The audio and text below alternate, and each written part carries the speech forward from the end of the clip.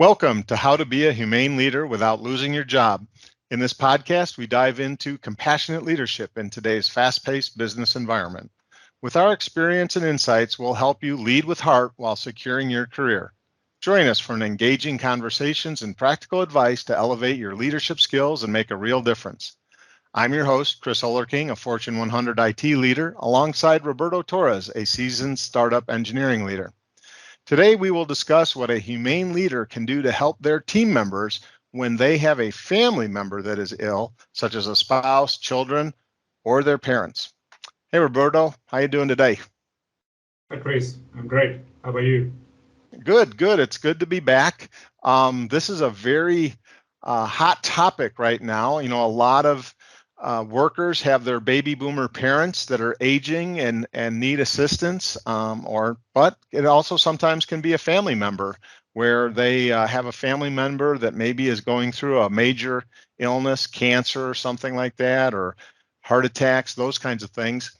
And you want to be a humane leader and help that team member, you know, your people that you're accountable for, help them through the process of being able to help those family members. And in my experience, at least in a very large company, the rules, if I, the employee myself, am sick, are very clear. You know, there's certain types of days of sick pay that you can take, and short and long-term disability. And depending on the country, you know, there's little twists to each of those rules. But in a big company, when it's the actual employee that's sick, it's pretty clear.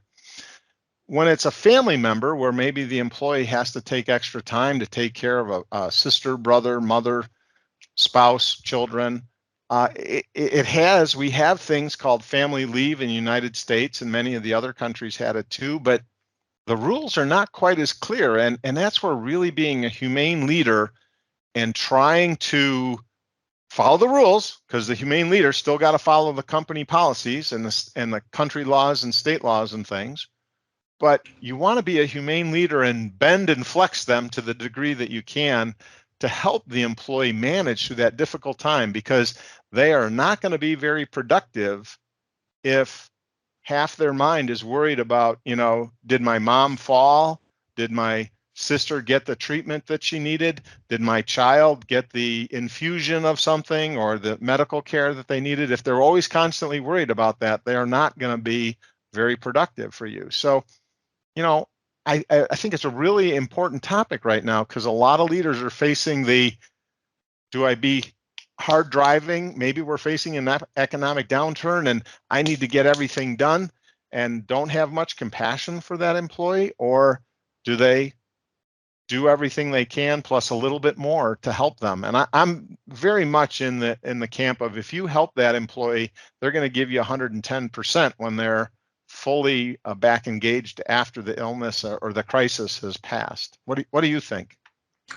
Well, I think, first of all, I always act with other people. I treat them as I trust they will treat me back, backwards. And the thing is, I try to be as humane as possible, humane people as possible. Because you mentioned that we have rules. Well, try to stretch them as much as possible, because we don't know. Life is ambiguous. We don't know what's going to happen next day. So if there is a team member that has this issue or this illness related with their parents, their sons, their children, whatever, try to be empathic with that person, because you don't know if tomorrow is going to happen to you. So maybe by doing this, other people will say, hey, Roberto or Chris traded their reports this way with this problem they had, and they were supported. Well, I will do the same. So I think it is something that we require to do as humans, because excuse me that I'm being redundant. We don't know what's going to happen with us, with our family, in the near future. If someone is going to be treating us humanely, so it is something that we're going to cherish and value from them. So that's my mind regarding this kind of stuff. Yeah, I had a personal experience with this with my father, and he became very ill and had to be hospitalized suddenly. Um, and my boss at the time, Jeffrey, was like, "Hey, take the time you need. If you can do some of the work remotely from the hospital room, um, do it." You know, and this was pre where most companies had ever heard of Skype or Zoom or anything like that. This was back in 2009, but we were very progressive with technology. Every employee pretty much had laptops and headsets, even back then. And so I was very fortunate that I could work many times in the morning or in the evening from the hospital room because one, hospital rooms in general, except when there's a crisis, are pretty quiet. And he was very flexible. He's like, look, if you get into the office and you do the things where you need the physical printer or to do a meeting with somebody, great, do it. But then get back to the hospital. Go work there. I can see you online. I can chat. You have a cell phone. If I have something urgent, I'll get to you. And I'll tell you, I was much more dedicated to the job after that experience because he flexed still within the rules of the company, but he was being just ultra flexible in terms of allowing me to do certain things from that hospital room. Because I'll tell you, at least in the American hospital system, if you're not there to talk to the doctors when they come to visit the patient, it's very hard to find out what's going on. It's very hard to get questions answered. You pretty much have to physically be there. And that's true even today. And if you're not physically there, it gets really hard to know. And it made a big difference in my father's care for me to be able to be there and talk to the doctors when they came in. Fortunately, most of the time it happened when I didn't have a meeting. But, if I had a conference call, I could go to the family lounge and just sit at the family lounge. And then after that half-hour call or whatever was over, I could be right back working in my father's room. And it made a big difference in how I perceived, my boss and how I perceived some of my peers that we all reported the same boss, as they were more flexible with me because they knew what I was going through. I had shared it, what was going on, so they understood. And I think it really helps the employee realize that while even a gigantic corporation like I was at that can be pretty heartless and follow very, very strict rules, a humane leader looks at those rules and says, okay, I'm going to follow the rules because I have to, but how can I flex them to the degree that it helps my employee still be productive? Because as much as I want employees to exercise their family leave and things like that the United States has available, I would much rather have the employee engaged with me day in and day out. I'd prefer that they not exercise those rights and be gone a long time, if possible. It's obviously the employee's choice, but for me personally as a leader, I prefer to be engaged with them because maybe I'll coach them a little bit on dealing with the stress of helping their family member through the problem too. So as a humane leader, I want to be there as a older at this moment. Usually the people that report to me were significantly younger, right? A little bit of wisdom from what have I been through too. So I think I really respected that flexibility that I was given. And likewise, whenever somebody in my team needed it, I did everything I could to flex, stay within the rules, but flex and show that employee compassion to keep them engaged and help them through a difficult time. Yeah. Well, it's awesome that in this case, Jeffrey gave you all this support. And I think, I don't know, that he taught with all your peers and all his reports regarding your dad's illness. Because one thing is that you have to say to your report, okay, leave and take and work from there, but also it is maybe he gathered all your teammates and say, Chris is going with this. We're trying to be empathic with him. Maybe he even worked a new flow of information, so you to be there, you to work, but don't. Maybe they wouldn't nag you or be so much pressure. Maybe he managed that pressure and all that flow of information. And you mentioned him by name. That is because you found that he was a humane leader, because we have spoken of other bosses that you had in which you didn't mention his name. And I think that when you're putting yourself into someone else's shoes, with all this situation, and you act humanely and you act wisely, making a balance of the work and the humane side, everything's going to be okay regarding the work. You mentioned right now family leave. I think in Mexico, um, I haven't seen the latest changes, but I think there are a number of days if someone from your family is ill. I think it's 3 or 4 days that it is the same number of days if someone dies. I remember when my grandma died back in 2006, and I told my boss, he was almost the same age as me, which was 36 years old. And I told him, my mom called, and we were in the middle of a training, and at another office, and I remember that I told him, hey, my grandma died. And he told me, if you try to leave now, leave. So I spoke with my mama, say, I'm going there. She told me, no, no, no, no, because we have to do many stuff to put on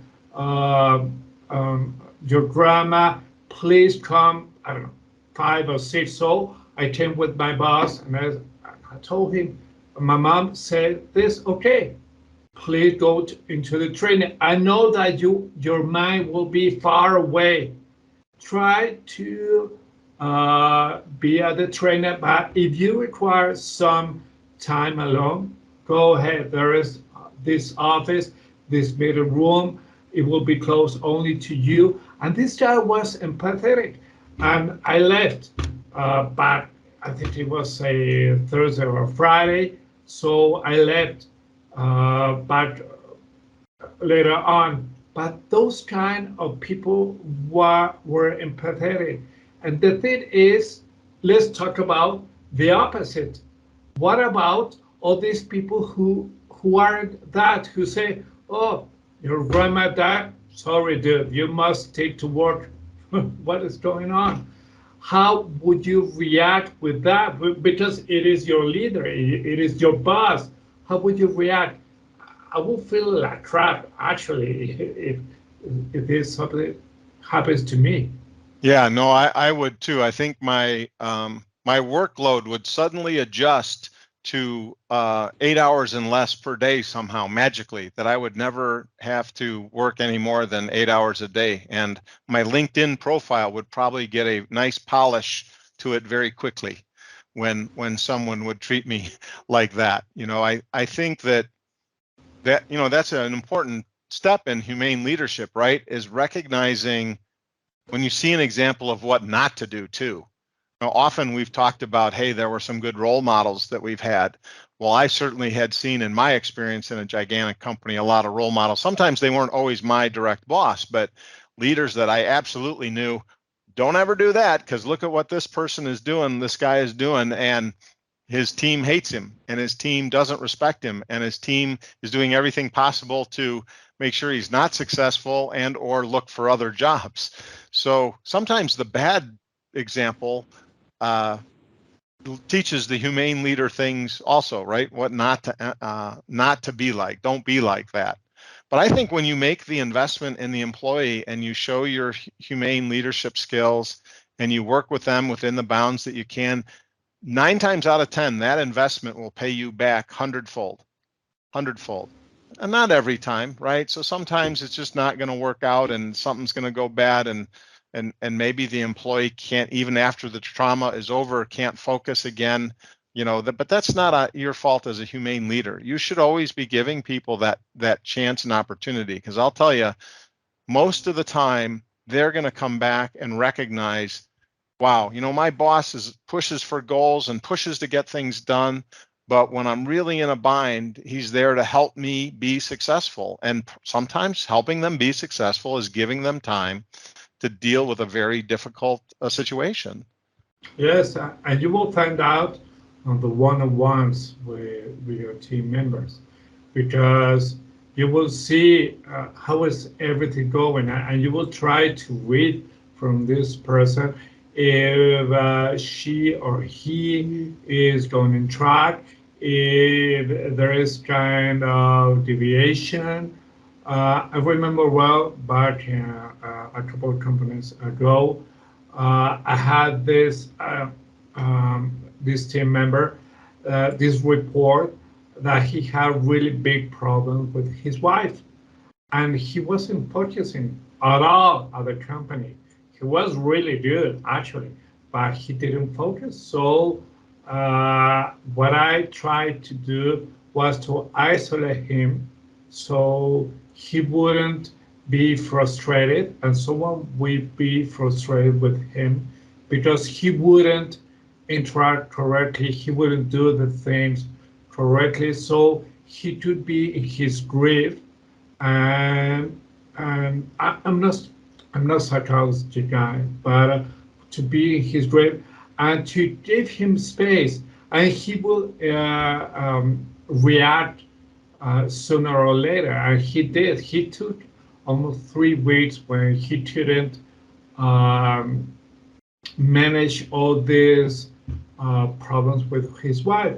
And then when I saw in these one-on-ones that he was um, fixing all these problems that he had, I put on again, and he was the greatest guy that I had. So I think that we should do to other people the same stuff that we will be expected from our humane leader, from our leaders in the end. If we don't, it will backfire us. You mentioned that you will polish your LinkedIn profile. Yes, if someone doesn't treat me humanely, why am I here? There are many companies around in which they will. I will. I will want to be in it. So I think it is. Yeah, and I think your point around the one-to-one, you can't have that serious conversation with them, whether it's with the spouse, with the kids, sick parents, unless you've invested those times in the one-to-ones where you've really made the connection with the employee. And that's a two-way conversation. I want to make sure that I know some of the people that listen are not leaders yet, right? They're still individual contributors.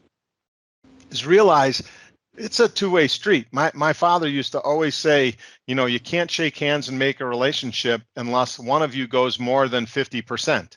Because if you both go 49%, you can't shake hands, right? There's always this gap.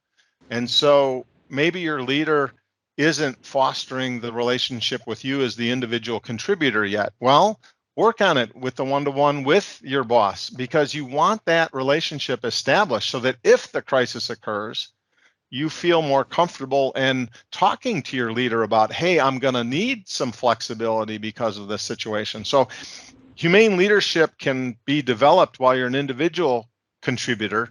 Develop your skills in having good heart-to-heart discussions with your leader. I would personally recommend, you start small with some small things about the family, how things are going, some sharing like that initially as you meet one-to-one. But then when the crisis occurs, also don't hide it. Let's say you find out that your mom has been diagnosed with cancer. Well, mention it to your boss right when you find out about the diagnosis. That way, if for some reason the care becomes a bigger issue, it's not something that from the boss's perspective is out of the blue. It's like, oh, you told me about this 4 weeks ago. I was really hoping that your mom would, recover quickly. It's unfortunate that it's going this way, but this way the boss is kind of aware that this could be an escalating problem. So humane leadership, we as leaders always should be trying to focus to be a humane leader, but individual contributors, as they prepare to eventually mature their careers into being humane leaders, can help foster that relationship in the event there could be a crisis. So it's always making that investment forward for the future. Think about, what kind of relationship do you have with your humane leader at the moment? Can you tell them that, my son fell at school and broke his arm? If you don't feel comfortable sharing something like that, then you're probably not working with a humane leader, or maybe you need to invest some time in developing the relationship with that person. Maybe they are a humane leader and they also haven't reached 51% over to shake hands, right? So if that's the case, you reach over 51% and then you can shake hands and start that relationship process.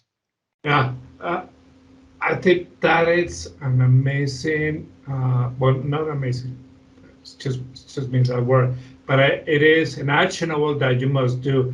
But telling your boss or your leader, when you find out about your, I don't know, spouse, your mom, or whatever, and you will find out if that person, it is a leader, a humane leader, or a boss. We have spoken that a boss is the worst. And let me bring you this that happened to my sister. I think it was, my niece is 14 years old. Okay, it was 2008 when my sister found out that she was pregnant. She was a deputy director in Walmart, Mexico.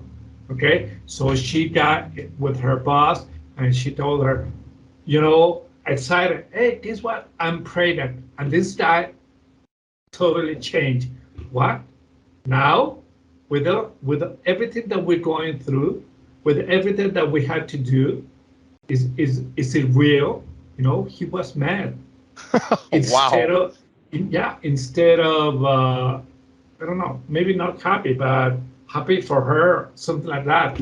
And from that moment, she had a lot of problems, a woman.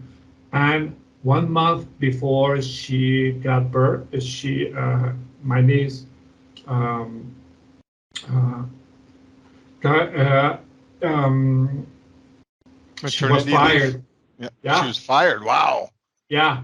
And my sister is really wise, so she wrote an email to the CEO of Walmart, and everything changed. But that guy was a boss, and he was not empathetic, and he was only thinking about the numbers, pushing the numbers. So I think what you mentioned, it is something that you must do. You found out about bad news, or in this case, whatever, Good news, bad but news, yep. yeah, or good news, and you tell your boss, and you tell your manager, and you will find out if it's a humane leader, a leader, or a boss. If it's a boss, begin updating your resume, begin polishing your LinkedIn profile, and there will be other places, because you won't get, how can I say, and I'm thinking Spanish, support. Yes, you want support. You will Absolutely. get support. Yeah, absolutely correct. And I think, if you can, knowing that ahead of time, before you have any crisis, while things are running smoothly, it's always good to know that up front. Because if you have a boss, and I had plenty of bosses, you know how the situation's going to go when you do have the crisis, and you can make decisions. You can still choose to work for the boss, but you just need to understand that what you're going to be facing if you do have the crisis. And I was able to tolerate working for bosses because I could have the right attitude. Okay, this person is just a boss and just doesn't care. So all I'm going to give them is the numbers. And if I'm dealing with a crisis, I'm not going to bother telling them. But I made a conscious choice to stay there with the boss, knowing what the relationship is. So you don't always have to necessarily immediately abandon ship, but it's certainly the younger you are, because as an older worker, it also gets harder to move to other jobs quickly and things. So it kind of depends on where you are in your career. I would highly recommend, if you're very early in your career and you find yourself working for a boss, really weigh, are you really gaining things out of that relationship and working there? Are you learning new skills? If you want to be a leader in the future, are you learning some things you don't want to do from this bad boss? Then good, you could stay there and work that, and you will see things and learn things that will help you in the future. But if you're not gaining from that, sooner or later there will be a crisis in your life, and then you're going to regret being under that boss, because it will make the crisis that much more miserable when you're worried about your family member and you're worried about how your boss is going to treat you and perhaps sabotage your livelihood, your career. Yeah, indeed. Indeed, yes, I think it is something that we must recognize from our superiors, from our managers, and act accordingly. Either I stay in this company because this job, it's amazing. I had a lot of support from them, or let's leave. And you brag about having too many bad bosses. I had it too, but that's another topic. Well, I want to leave you with a thought, and then this is really both for the humane bosses and the bad bosses and the humane leaders and so on, but also the direct reports, right? The individual contributors. There are, depending on the size of your company, different rules around these kinds of crises. And I would urge you, in the big company environment, it's all written down, there's policies. And I'll tell you, I was always amazed at how many leaders I knew and how many individual contributors I knew that had no idea what the rules were. And, so if someone was going to follow the rules to the letter, what was it? If someone was going to flex, what was the ability to flex? So I think all parties, all employees owe it to themselves to look at that stuff before the crisis. Because I'll tell you, for me as a humane leader, I always knew all the rules. I took that very seriously to know employment rules, HR rules, the financial rules, all those things. And I think it by knowing that in a non-crisis situation, you're able to help your direct reports much better knowing the rules. As an individual contributor, if you know the rules, then it can be better for you to know your rights. So when you have the discussion with the boss, and he's trying to tell you, no, you can't take off. Well, actually, the HR rule is I can take, whether it's 4 days or 5 days in Mexico, or whether it's 30 days, 60 days, 90 days per the Family Leave Act in the United States, whatever your country rules or company rules are, try and know them ahead of time. Because I'll tell you, when you're in a crisis and you're stressed, you don't want to be studying that stuff while you're trying to manage care for your parents or your spouse or your children. Indeed. I will take this thought, and I trust that our audience as well. Absolutely. Great. Maybe we could do the wrap up. Absolutely. Well, listen, thanks for joining us on another episode of How to Be a Humane Leader Without Losing Your Job. We hope our insights help you become a smarter and more strategic leader. Apply today's lessons to see the positive impact on your team and your career. Catch all our episodes on Spotify, Apple Podcasts, Google Podcasts, Anchor, and YouTube. Join us next week when we discuss something trendy in the leadership world. Until then, stay humane, stay successful. See you later, Roberto. Bye-bye.